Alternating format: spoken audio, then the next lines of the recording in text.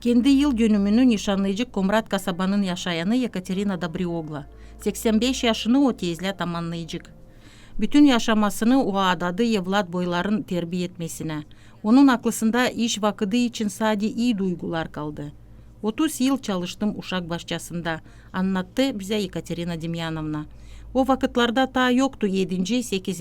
uşak başçası. 6. salt işlerdi. O bulunardı kasabanın ev kulturanın yanında. Ki oradan ben sayarım ki çekettik halezden benim iş yolum. Yaşamayın kıpımlarını kahramanımız pek tutmar aklısında ama savaştı neyse getirtme aklısına. Вспоминается, как со своими воспитателями мы очень дружно жили. Здесь, когда строили, не было же площадки хорошие. Tutarım aklımda hani kolegalarla dostlukta yaşardık. Yoktu o zamanlarda uşak meydanı, avulcuk. İleri uşaklar lazımdı yeksinler yeşillik. Çalışma ürederdik onları.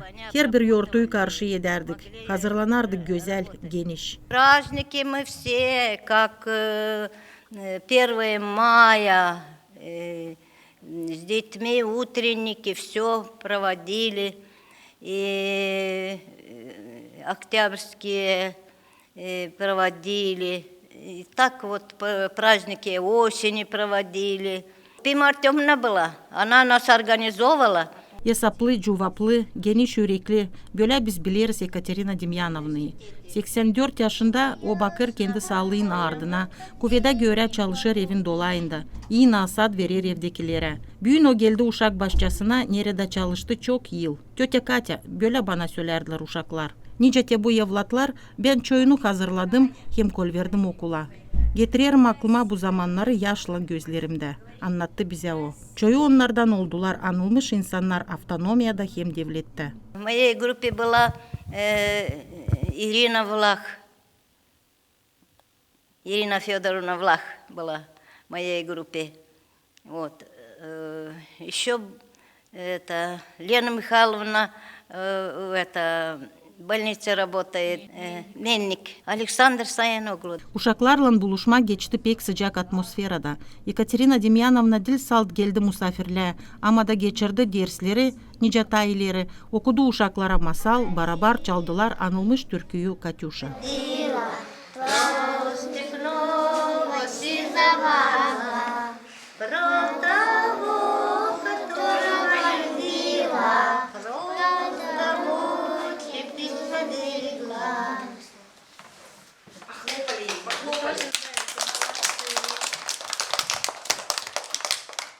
Yedinci uşak başçası bizim kahramanımıza oldu nice ikinci onun evi. Genç terbiye edinler yetiştirmediler çalışma Tete Katya ile.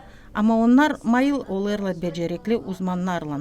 Со всеми работниками стали встречаться. Организовали мои Анна Васильевна там.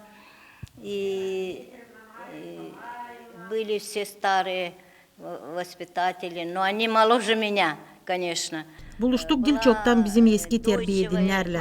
Hepsi toplandık. 7. uşak başçasından da vardılar işçiler. Buluş geçti iyi orada da pek meraklı. С этого садика были девочки, и Анна Васильевна была, и ее работники были.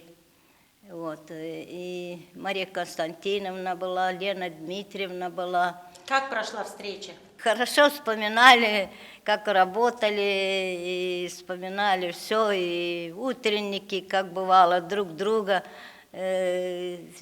как встречались. Yekaterina Demyanovna büyüttü hem terbiye etti kendi iki uşağını, kızını hem çocuğunu.